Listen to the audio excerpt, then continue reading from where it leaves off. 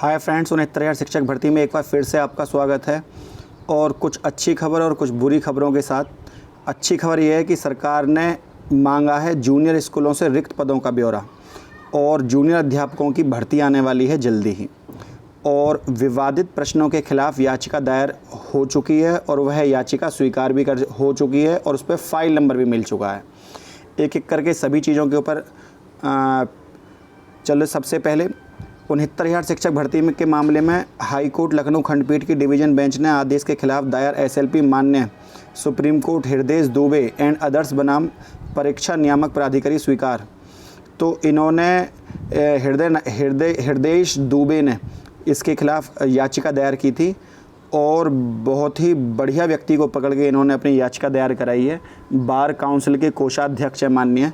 तो उन्होंने 69,000 शिक्षक भर्ती में विवादित प्रश्नों के मामले में हाई कोर्ट खंडपीठ में डिवीज़न बेंच के आदेश के खिलाफ दायर एसएलपी मान्य सुप्रीम कोर्ट में हृदय दुबे एंड अदर्स बनाम परीक्षा नियामक प्राधिकारी स्वीकार हो गई है, जिसका डायरी नंबर भाई ये है, आप देख रहे होंगे। उक्त याचिका में ड्राफ्टिंग एओआर तैयार की है वो शशि भूषण पी एडगोनकर द्वारा सुप्रीम कोर्ट बार काउंसिल के वर्तमान कोषाध्यक्ष हैं, ठीक, और अधिवक्ता मनीष दुबे के मार्गदर्शन में कराई है। तो सुप्रीम कोर्ट के बार काउंसिलिंग का कोषाध्यक्ष होना अपने आप में बहुत बड़ी बात है। सभी जज उनको अच्छे से भली भांति जानते हैं। तो इसके थ्रू इन्होंने ये चीज़ें वो भी हो गई हैं, डायरी नंबर मिल चुका है। तो अब जो है विवाद इस बात को लेकर है कि जो पेपर बनाया था, क्योंकि ये जो केस किया गया है ये सरकार के ऊपर नहीं किया गया है, केस किया गया है परीक्षा नियामक प्राधिकारी, मतलब हृदय दुबे एंड अदर्स। बाकी सब ये पिटिशनर हैं, हृदय दुबे और उनके अलावा और अदर्स भी हैं। बनाम देख लीजिए आप, परीक्षा नियामक प्राधिकारी। तो इस बार जो टारगेट बनाया गया है वो परीक्षा नियामक प्राधिकारी को बनाया गया है, जो प्रश्न पत्र बनाते हैं। तो यहाँ पर सीधा यहाँ आघात किया गया है, चोट की गई है परीक्षा नियामक प्राधिकारी। आपने ऐसा पेपर क्यों बनाया? क्योंकि इसको लेकर ही पूरा मसला कोर्ट में पड़ा है, तो इसके खिलाफ वाद दायर किया जा चुका है। वहीं दूसरी ओर देखा जाए तो हृदय दुबे पिटिशनर हैं, आपको मैंने बताया था, और अभी ये पेंडिंग में है। डेट इनकी अभी लगी नहीं है, डेट जल्दी ही इसको मिल जाएगी, पेंडिंग में दिया हुआ है। और 18/6 में 3:26 शाम को इसकी वाद दायर किया गया था, जो कि विद डायरी नंबर इनको मिल गया है। अब इसके बाद दूसरा जो ब्यौरा मांगा गया है वो एक खुशखबरी वाली बात है जूनियर की। अब जूनियर में जनपद के कुल एहसासकीय सहायता प्राप्त विद्यालयों की संख्या मांगी गई है। अल्पसंख्यक विद्यालयों के नाम, संख्या, पूरा ब्यौरा मांगा गया है।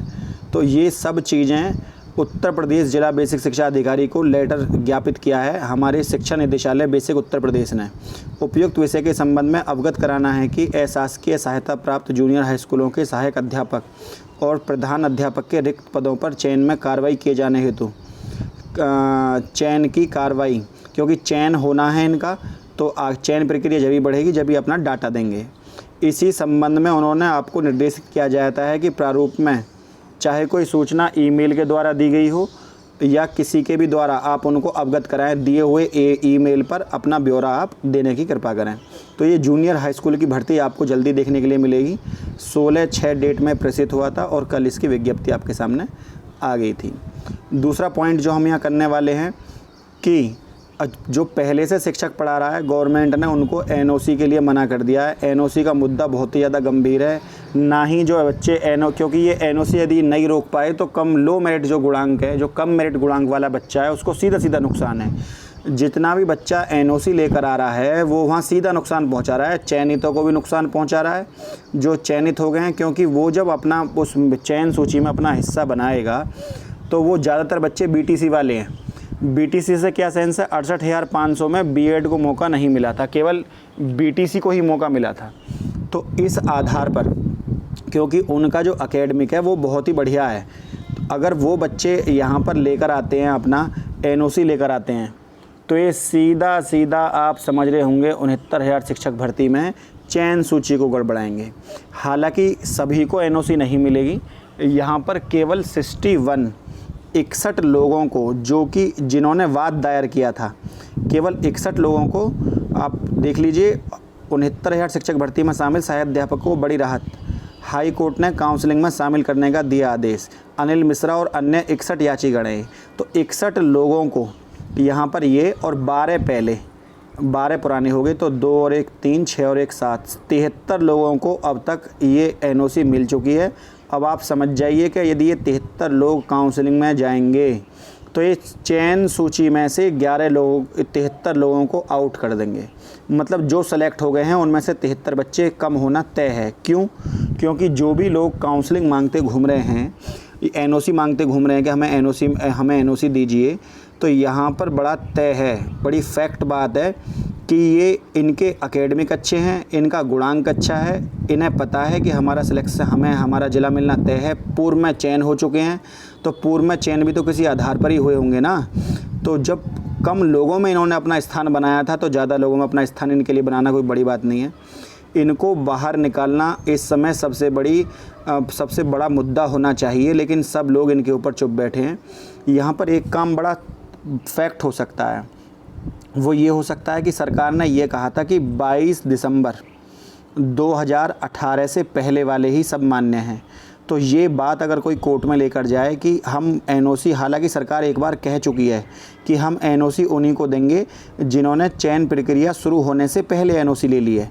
मतलब जिन्होंने एनओसी के लिए जो आवेदन किया था वो 22 दिसंबर 2018 फॉर्म भरने की अंतिम तिथि से पहले यदि किसी ने एनओसी मांगी है तो वो एनओसी मान्य है, बाकी एनओसी मान्य नहीं है। लेकिन काउंसलिंग में भाग लेना हर जनमानस का अधिकार है। ये अपने अधिकार के तहत केस को जीत कर आएँ, लेकिन वहाँ इस बात को रखने वाला कोई नहीं था कि जो पात्रता है परीक्षा की वो ये है कि अंतिम तय तिथि तक उनके पास वो कागज़ हो, और यदि वो डॉक्यूमेंट उनके पास नहीं है तो इट्स नॉट वैलिड, तो वो चीज़ें वैलिड नहीं हैं। कोर्ट के आदेश सब भर्ती के जियो के अनुसार मान्य नहीं है। तो यदि इन चीज़ों को कोई रखेगा तो एनओसी रुक जाएगा, वरना भाई 73 लोग तो ये आ गए, और भी लोग भेड़ चाल की तरह वापस जिसको जीत मिलती है वो पुराने का ऑर्डर उठाकर नई में लगा देगा और नया जीत जाएगा पुराने का ऑर्डर दिखाकर। उत्तराखंड में अभी एनओसी लेकर भर्ती में शामिल हो गए, यहाँ भी शामिल हो जाएंगे। बिहार में शामिल हुए थे, राजस्थान में शामिल हुए थे एनओसी लेकर। तो ये धीरे धीरे करके सब घुस आएंगे, आप देखते रह जाएंगे कि भर्ती में हुआ क्या। इसके अलावा जो सबसे बड़ी न्यूज़ थी वो ये थी कि सरकार ने अभी अर्जेंसी फ़ाइल दाखिल नहीं करी है। यदि सरकार कोई अर्जेंसी फ़ाइल दाखिल कर दे यहाँ पर तो हो सकता है मॉडिफिकेशन पर सुनवाई आपको देखने के लिए मिल जाए। लेकिन सरकार यदि अर्जेंसी फ़ाइल दाखिल नहीं करेगी तो आपको यहाँ पर कुछ भी सुनवाई देखने के लिए नहीं मिलेगी, क्योंकि 69,000 शिक्षक भर्ती में इस समय सबसे बड़ी जो ज़रूरत है वो अर्जेंसी फ़ाइल को लेकर है। तो अर्जेंसी फ़ाइल यहाँ पर तभी दाखिल होगी जब सरकार कोई जागरूकता का कोई काम करे, सरकार आगे चले और सरकार इस चीज़ पर आगे बढ़े। क्योंकि चयन सूची पर दिन प्रतिदिन जो वाद दायर करने की जो केसों की सूची है वो लगातार बढ़ती जा रही है। कभी किसी मुद्दे पर, अभी सुनने में आ रहा है कि एकेडमिक को लेकर भी एक केस पर जल्दी फाइल होने वाला है। फेसबुक और सोशल मीडिया पर इस तरह के खबरें चल रही हैं कि ये लो मेरिट टीम है और हम एकेडमिक के ऊपर यहाँ केस करेंगे, क्योंकि एकेडमिक में भी जो एकेडमिक नंबर आते हैं उनमें उन्हें प्राप्त करने के लिए भी धांधली चलती है। कुछ इलाके ऐसे हैं जहां 10वीं 12वीं ग्रेजुएशन के पेपरों में एग्ज़ाम्स में धांधलीबाजी चलती है और वो अभ्यर्थी परीक्षा में तो ज़्यादा नंबर नहीं ला पाए, सुपर टेट में उनके ज़्यादा नंबर नहीं है। मैं यहाँ पर उन्होंने सबको टारगेट नहीं बनाया। उन्होंने ये भी कहा था कुछ पढ़ने वाले बच्चे सब जगह नंबर लाते हैं, लेकिन उन्होंने साथ साथ में ये भी कहा है कि कुछ अभ्यर्थी ऐसे हैं कि उनकी हाई स्कूल में 3rd, इंटर में 3rd, ग्रेजुएशन में 3rd और वो सुपर टेट में ज़्यादा नंबर लेकर आए, तो उनकी जांच चल रही है। दूसरा, एक बच्चा वो है जो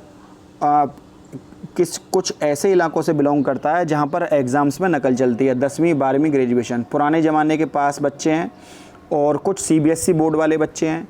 वहाँ पर 2 तर्क रखे गए हैं। 2 तर्क वहाँ पर ये रखे गए हैं, उनका मैंने पूरा मैटर पढ़ा हुआ है कि वो किसके ऊपर चर्चा कर रहे थे। उस मैटर के बारे में ही चर्चा करने आया हूँ मैं। उसमें उन्होंने 2 तर्क रखी। तो उन्होंने कहा था, एक तो CBSE जो बोर्ड का बच्चा है, एक UP बोर्ड का जो बच्चा है, उनका एकेडमिक बराबर नहीं होता, क्योंकि CBSE बोर्ड का एकेडमिक ज़्यादा अच्छा होता है, उनकी मार्किंग, उनका ग्रेड तरीका उनका अलग है और UP बोर्ड का अलग है।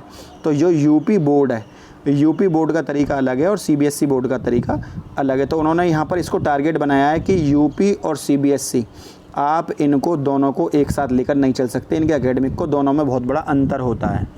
अच्छा, दूसरा पॉइंट इनका ये है कि जो एकेडमिक है, एकेडमिक में जो बीएड का बच्चा होता है उसके नंबर कम होते हैं, और बीटीसी का जो एडमिशन होता है वो इसी आधार पर होता है क्योंकि उसका एकेडमिक अच्छा है।